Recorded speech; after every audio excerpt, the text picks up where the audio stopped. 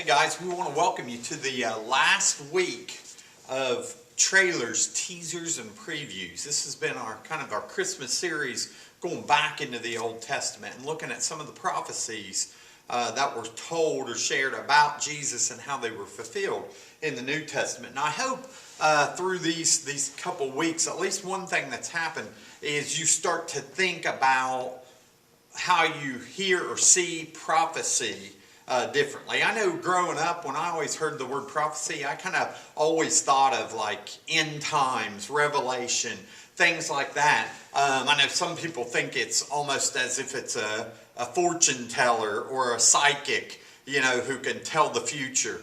Others may think of movies or something that are always about some ancient writings or prophecies that somebody has dug up or they're using to look for treasure or different things, and so they're trying to piece together the puzzles, almost like an Indiana Jones type things. They're using these ancient writings to try to find something in today's society. I hope that when you think of prophecy now, you think of a creator God who understands, who sees, who knows, and who has a plan long before man ever understands. And he speaks into our lives. He speaks into our existence and shares previews about what he's about to do or things that he plans on doing. And he lets us be a part of that. And it also confirms to us later his character, because we can go back and look at those things and recognize that he is a God who speaks truth and then follows what he says. He is a God that is always faithful and can be trusted. And so I just hope those are some of the things that you've learned about prophecy over these years, or over these last 2 weeks, and about Christmas. But also I want to just remind us that, the Bible is full of prophecy in all kinds of ways. There's actually 17 books of the Bible are written as prophecy books. We have the minor prophets and the major prophets. The major prophets, there's 5 books of major prophets. There's 12 books of minor prophets. And it's not that their prophecies are any better than or less than the other. That's not why we call them major or minor. The only reason we call those books that is because their writings aren't as long as the other books. And so for those shorter prophetic writings, we call those the minor prophets. For the longer ones, we call those the major prophets. But the word that they spoke in their prophecy was as important as any other prophet.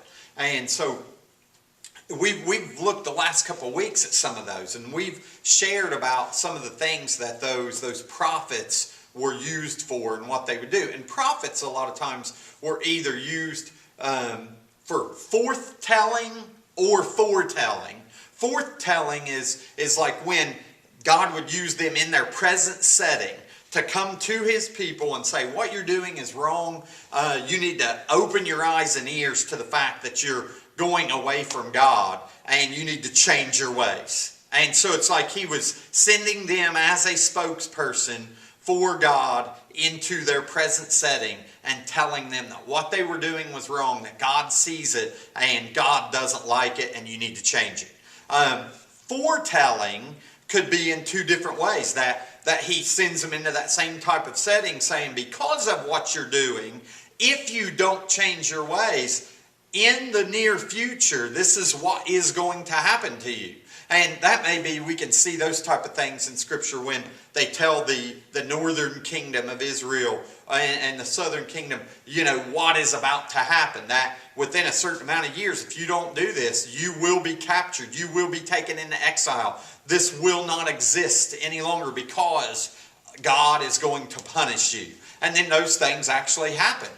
And when they did, the people knew that this was the truth, and God is not speaking falsely when he comes and he says these things. He really means what he says.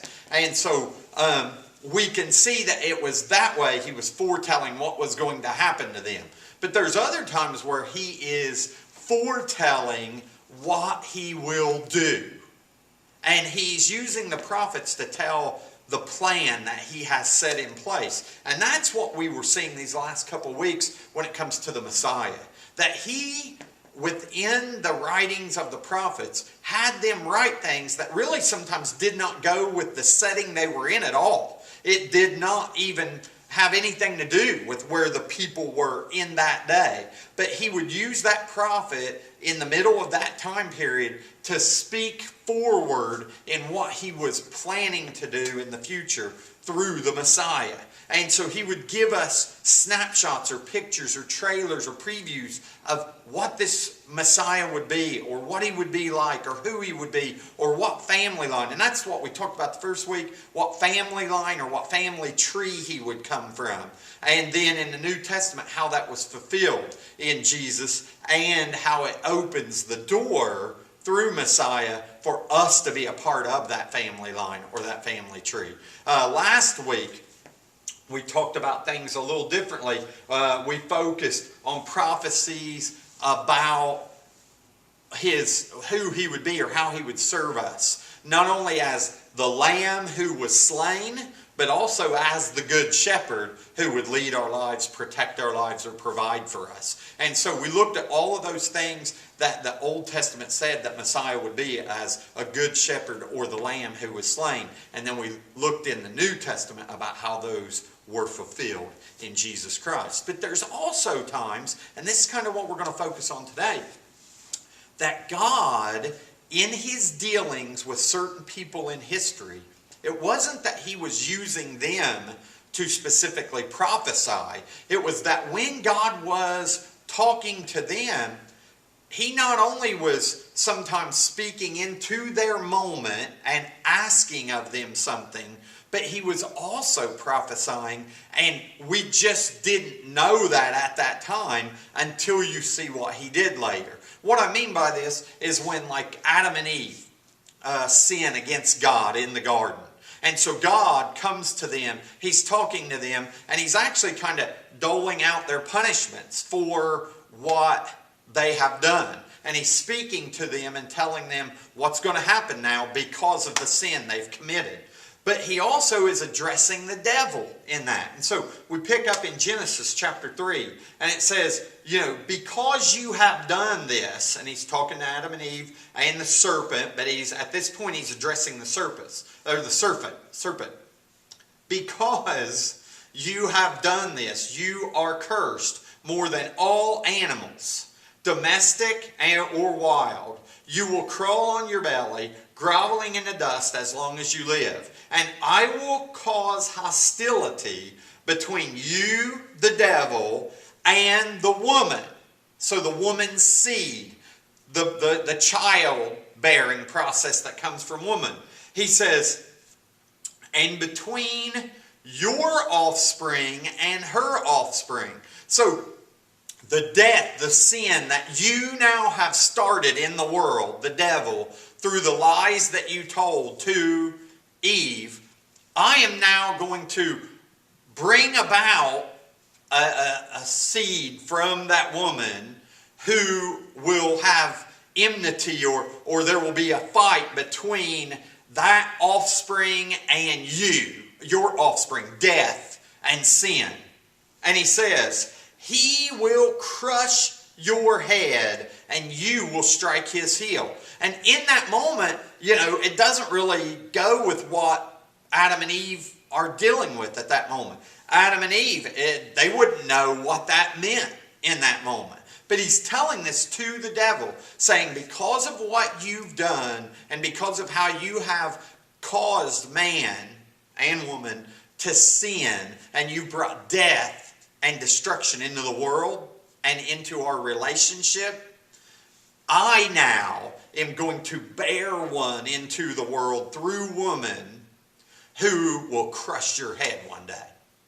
You'll strike his heel, but he will ultimately crush you because of what you've done today. And that is God's plan of salvation already being spoken of in Genesis, just shortly after the beginning of all things, when man and woman went away from God. And so we see in that it wasn't spoken by a prophet. It was actually spoken by God to them.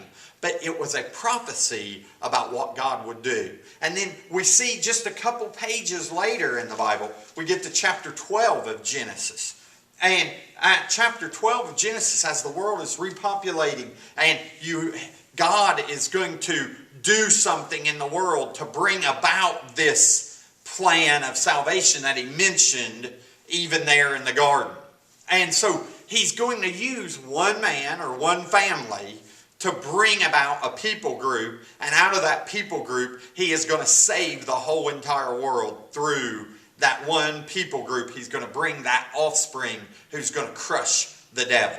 And so he's talking about the Israelite people, the Hebrew people, the Jewish people, but all of them would be started through one man. And so he just comes to this guy named Abram, and Abram has no idea really even about Adam and Eve. He has no idea about the promise that God has made or the plan that God has. He has no idea about any of this stuff. And he just comes to him and he asks him when he's 75 years old and his wife is 65 to just leave where they live. Their whole life they've lived around their family. They're very rich. They're very well off. Things are going very well for them. Everything is settled in the culture they're in.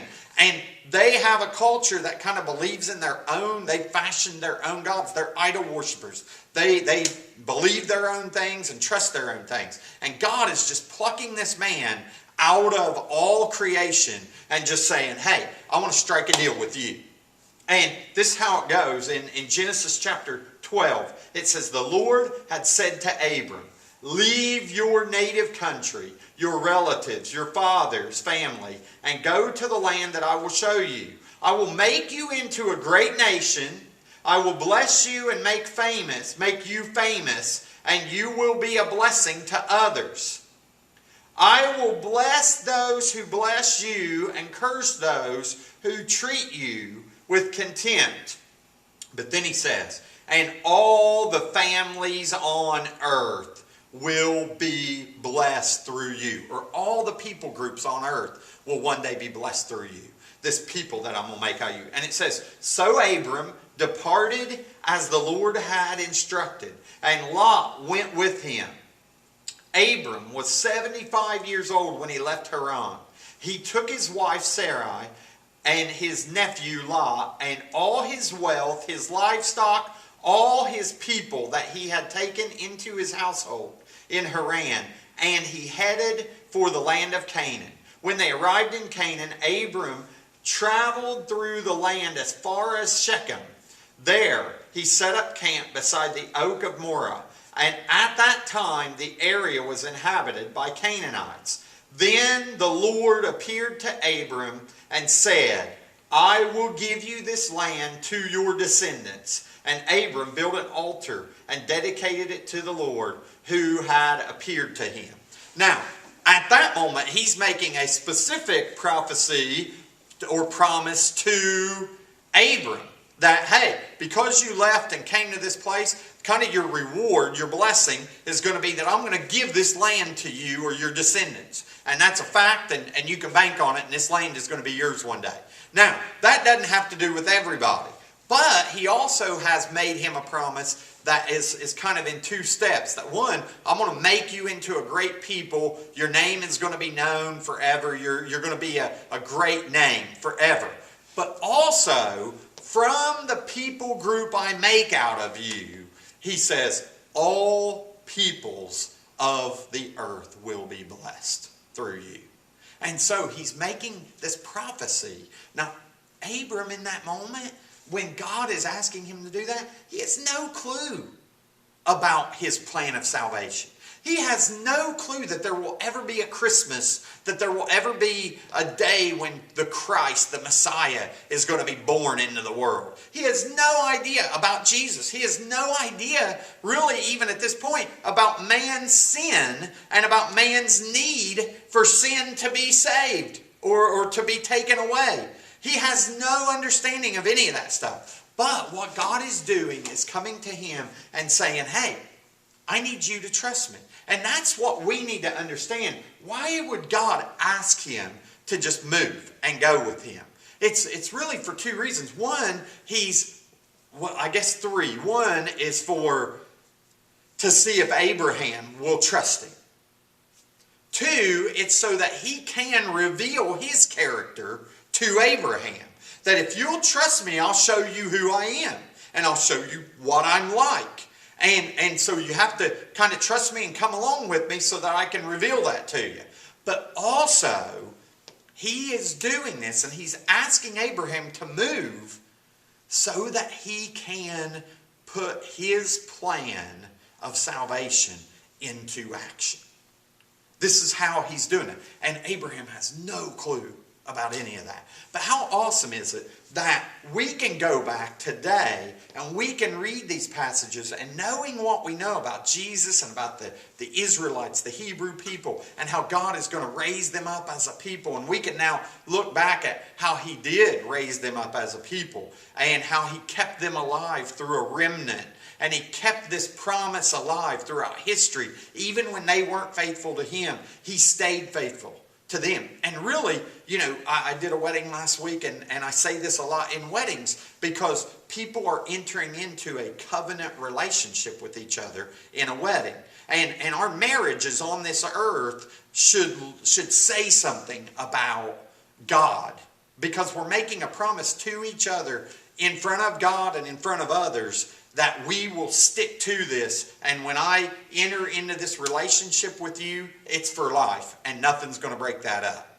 That's really what we're promising each other. And really what God was doing is his plan for the world is to enter into a covenant relationship with this guy and his wife and say, listen, I'm just going to do something. I'm going to enter into a relationship with you. I'm going to keep and stay faithful to you. I'm going to keep my promises to you, even when your offspring isn't really faithful. And that's really what the Old Testament is all about. It's that word testament means promise or covenant. So it's really the Old Covenant. The Old Covenant is that God, when man had gone away, he made a promise to the devil that one day I'm going to crush you through the woman's offspring. And now he goes to a certain guy in history, just plucks him out of the world and says, hey, you're the guy. Leave where you are. I know you're 75. I know everything is settled for you. I know everything. This should kind of be the easiest time in your life. This should be when you're just settling in and enjoying all that you have. But I'm asking you to leave everything you know and come follow me. And I want to show you what kind of God I am. I want to bless you and make you great. I want to make you into a great people. But there's a day I want to use those people that I create out of you, and out of them, I want to bless the entire world through them. And that's the promise he's making. And then the whole Old Testament is about him keeping that promise and that prophecy alive. And then he comes to the New Testament, and we see that the New Testament is a new promise that he's making to the whole world through one man. So he made a promise to one man about the whole world first in the Old Testament, or the Old Covenant, but now he's fulfilling that promise with a brand new covenant, that this is for all the people of the world through one man named Jesus, that I brought into the world through that other promise that I made in the Old Testament to one guy. And so we see how these prophecies are played out, sometimes even without a prophet speaking them. It may be God himself entering into somebody's existence, or making a promise towards somebody, or beckoning towards somebody to do something for him. And we have no clue what the whole real storyline is. We have no clue what's going to happen tomorrow. We have no clue how this is going to turn out. We have no clue what God's really even asking us to do. But there's something important about all of this, and it helps us when we go back and we look at things like this. When it shows that we can have no clue what God is doing, but if we just stay faithful or trust him and follow what he says, He will work out his plan. And the great thing about it is he has a plan. God has a plan. When I look at things like this in the Old Testament, it makes me realize that God always has a plan.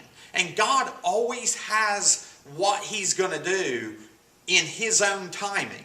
I may never see, Abraham never saw that he became a great, great nation like God was talking about.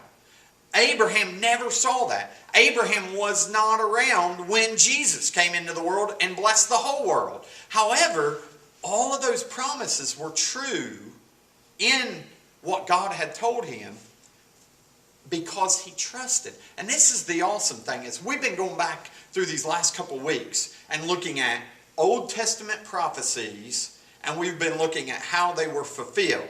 Now we're standing on this side of the fulfillment. And now we can look at how they were fulfilled and when they were made. The real part of this that we need to grasp is this. There is a portion of Scripture that Paul says about Jesus, that in the fullness of time, God brought him through a woman. God brought Jesus, the Messiah, through a woman. Which, in the fullness of time, God kept his promise that he made to the devil that day in the garden. And in the fullness of time, God kept his promise to Abraham. That covenant he made with Abraham, when he knew it was his specific time. But Abraham was not even around anymore. So sometimes we are going to see the fulfillment of that promise or prophecy within our own life in this time, and sometimes we're not. It may be something that we're not going to see yet while we even exist on this earth, but it will be true because God promised it, and it will be. But the thing that I love about this is many times when God makes the promises and when God asks us to trust the promise, our only job is to just trust him and say yes. Listen, all of Abraham, when he was walking with God, and even like a guy like Moses, a guy like, he never knew that he was part of the fulfillment of the promise that he had made to Abraham. When Moses was asked to do certain things and go back to Egypt, he had no idea God was going to have 10 plagues. He had no idea God was going to part the Red Sea. He had no idea God was going to, be a pillar of smoke and fire at day and night. He had no idea that God was going to bring forth water from a rock. He had no idea that he was going to let manna fall from heaven, or that their clothes were not going to wear out for 40 years. He had no idea of any of these things. Nor did Abraham know how any of this was going to work out. All they knew was God was asking. And they could trust the character of that God or not. And in walking with him on a daily basis, then they see how this God takes care of them. And how this God keeps the promises along the way towards the bigger fulfillment of his ultimate plan. And I want you and I to please understand this. When we hear the story of Christmas, when we look back at the prophecies about Jesus from beginning to end, and then we see the fulfillment of those things in Jesus, we have got to become a people like Abraham, like Moses, like those of old that didn't see the whole thing. But even if they didn't know for sure how this was going to turn out, they trusted God enough to just say yes. Here's the thing that I kind of find amazing is, there's another verse in the Bible that says all of the promises of God are yes in Jesus. Like when he came, all of those promises of God are now a yes. I see this. It came true. Yes, this is true in him. However, And it doesn't say this in Scripture. I hope I'm not in any way putting anything on man that it shouldn't be put or placed. But because I believe God is a relational God and He makes these promises to man, here's the thing also. Jesus, the fulfillment of God's plan or promises, also rests on man's yes. The fulfillment of the promises He made to Abraham, we only see those play out the way they did because Abraham said yes. We only see the promises of God delivering the people out of Egypt because He made that promise to Abraham. He said, I'm going to make you a people, and those people are going to be in bondage for generations, and then I will bring them out of bondage and bring them back to this land that I just promised you. So he makes a prophecy to Abraham about them being in bondage in Egypt and then bringing them back. But Moses didn't know for sure about all of that when Moses said yes to God. Our job is just to say yes to God so God can keep on proving His own character, and God can keep fulfilling all the promises that He made. God made so many promises to us through the person of Jesus Christ about our eternity, about our future, about a day when He will come back, about a day when the devil will be put away forever, about us being able to reign with Christ, about us being able to live with Him forever. But He also made promises to us, prophecies about what could be done in this world through people like you and I if we just believe and live by saying yes to God on a daily basis. That He promised that even in our lives, we would see that our lives could do more things, greater things than what Jesus did while He was here in flesh. Because if all of those people in flesh that are in a relationship with God because of Jesus and have the Holy Spirit living in our lives, if all of us would say yes to whatever God is telling us, what could God accomplish? How many other plans does God have for blessing the world through His people if we would just be like Abraham, saying yes? I believe part of why God gives us His Word and gives us all the whole storyline and tells us all of the promises of old He made towards those people and all of those promises through the prophets and then how Jesus fulfilled those is so that we will learn to trust Him so much that whatever He lays on our heart that's according to His will, that we will always say yes. Even if we have no clue really what He wants to do with it and how He's going to make it come to pass or what plan He really has in place. Just say yes and walk with Him and follow Him. And along the way, we will see and know the blessings that He'll bring to us as He did to Abraham. But we will also maybe never know this side of heaven what He meant to do with our lives and what He put into place and what plans He was working out for the greater good of His kingdom and His glory. And maybe on that day when we get to heaven, we'll be able to look back and see that because we said yes, believing in this God, He did these amazing things. And this was the plan that you didn't even know of. But because you were willing to say yes to my promises, man, this is what I did through those. I get kind of excited during Christmas looking back at all these things because it makes me think, what things are on the horizon that I don't know anything about? But if I'm just faithful to any promises He has made to me, if I'm faithful to say yes to those and just walk in those, what could he possibly do through my life or through this church or through the lives of his people on this earth to bless the world through Jesus Christ.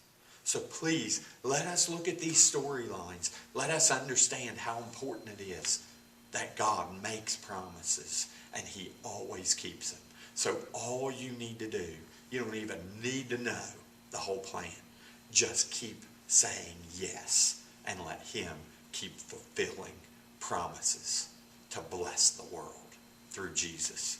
And he's going to use his people to do that. So all the promises that God makes are yes in Jesus, but I believe all of the yeses that we give back to him are how he uses those to fulfill those promises in Jesus. And so make sure that you allow your life to be part of that plan that blesses the whole world. So just keep saying yes in Jesus to God and let him keep using your life so that he can do whatever he wants for his glory and for his kingdom's sake. This would be a great way we could bless the heart of God this Christmas by just committing to say yes to whatever he asks. Okay? I love you. Have a wonderful Christmas. And we'll be back with you the Sunday just following Christmas. We'll have a different kind of series that we're doing or a different book study. But we'll see you then.